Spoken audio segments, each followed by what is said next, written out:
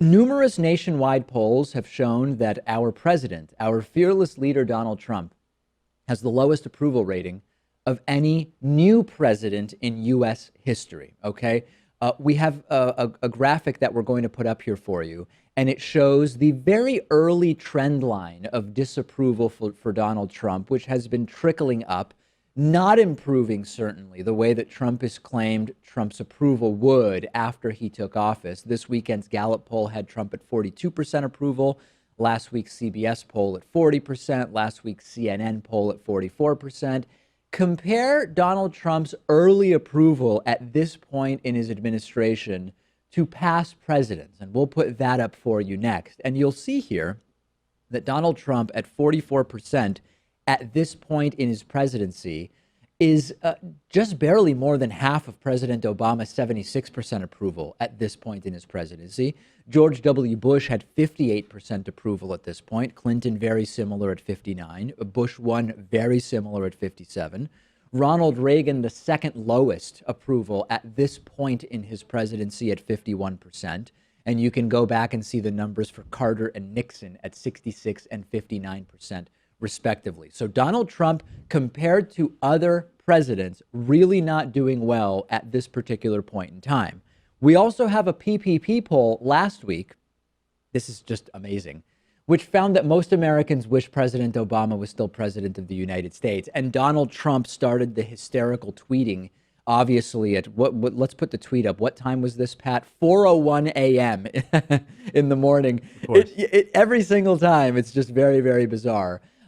Saying any negative polls are fake news, just like the CNN, ABC, NBC polls in the election. First of all, most of the polls during the election weren't wrong. This, like with Brexit, this is a completely debunked meme that the polls were way off. Most of the polls during the election weren't wrong. They predicted Hillary Clinton would win the popular vote by a few points, which she did, I will remind you. And ultimately, Trump won electorally because of 77,000 votes in 3 states. The polls were basically right within their stated margin of errors and spot on when it comes to the popular vote. And they were also portraying toss-ups in North Carolina and Florida, as that turned out to be. Yeah. I just don't think there was significant polling in Michigan and Wisconsin and Pennsylvania because that's just considered a Democratic stronghold. Yeah, less polling in those states. So number one, Trump is just wrong about the narrative he's crafting here, that just because we couldn't trust the election polls, we can't trust these polls. The election polls were actually pretty good. But more importantly, Trump is telling Americans to ignore scientific polls because they make him look bad.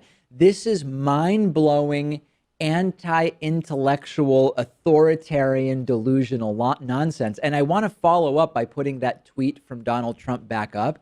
He also ended the tweet by saying, sorry, people want border security and extreme vetting.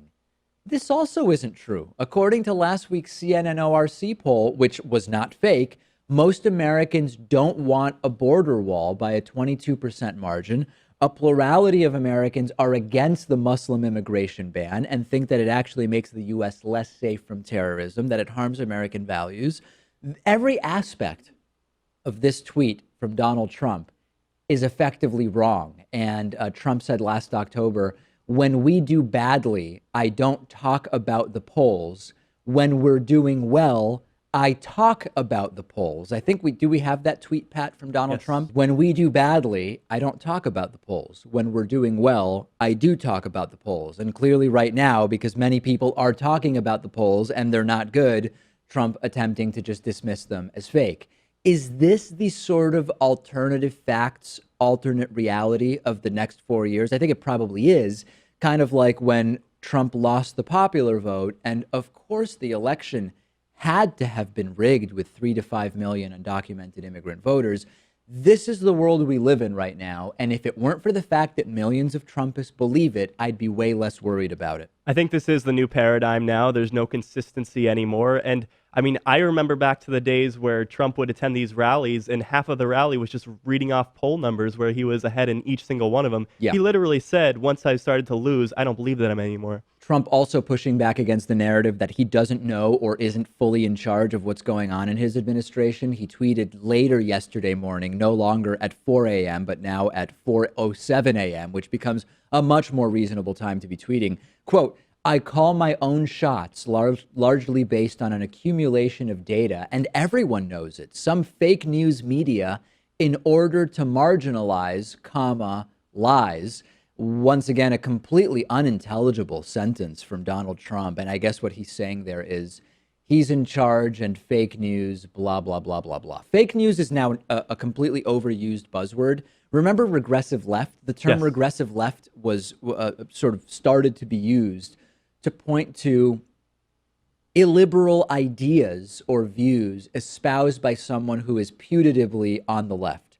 And then regressive left just became used by the right to point to anything that they don't like, right? So regressive left completely lost its meaning. Fake news deliberately was, or referred deliberately to the satirical or fake news sites during the election, which would put out completely bogus stories. Hillary Clinton, arrest warrant issued for Hillary Clinton, stuff like that. And now, and it's validated by the administration, fake news is being used to refer to any news where you don't like what they say. It's definitely one of those buzzwords. It's kind of like the song of the summer that gets played over and over again, and then just kind of no one's interested anymore and moves on. Yeah, and I think it's going to be time to move on from fake news. And if you look at our YouTube channel, and I know you do, Pat, it's riddled with comments of people just saying, this is fake news, because they just don't like it. They're Trumpists and they don't like what we're reporting, and now they call it fake news. And it's deliberately meant to confuse people because fake news had one meaning, and now it's just, if I don't like the news, it's fake. Send me your thoughts on this. I'm on Twitter at dpakman. The show is on Twitter at David Pakman Show. Today's show is brought to you by GoDaddy, where you can buy your own domain name, build a website, or use any of GoDaddy's business tools. You can save 30% at trygodaddy.com/David. GoDaddy has actually been the official host of the David Pakman Show website for many, many, many years. The 24/7 customer support has been a very good thing for us. I've called them at really odd times when we've had website issues, and they are always available.